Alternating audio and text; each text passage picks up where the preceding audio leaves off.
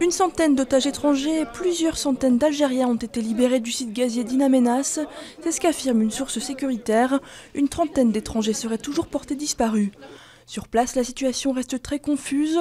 Les forces spéciales algériennes cerneraient toujours ce complexe du Sahara algérien. Son installation gazière aurait été neutralisée pour éviter les risques d'explosion. Sur le plan des revendications, le chef des assaillants islamistes Mokhtar Belmokhtar dit vouloir négocier avec la France la fin de la guerre au Mali. Il propose aussi de libérer les otages américains contre des islamistes détenus aux États-Unis.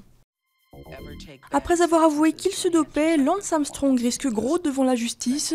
Le gouvernement américain pourrait notamment décider de poursuivre le champion déchu pour fraude ou pour parjure. Le Texan est déjà menacé par 2 procès au civil, par un hebdomadaire et un assureur, pour des sommes qui, au total, dépasseraient les 10 millions de dollars.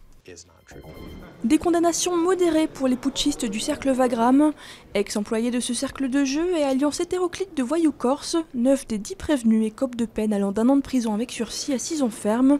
Ils étaient accusés d'avoir ravi le contrôle du cercle Wagram à une bande rivale lors d'un coup de force à Paris en 2011. C'est un avion sans ailes, une voiture à hélice, de la poésie sur roue. Cet étrange engin hybride baptisé l'Hélica a été inventé au début du XXe siècle par Marcel Leia, un ingénieur philosophe. À l'occasion de ses 100 ans, elle sera à l'honneur du salon Rétromobile début février à Paris.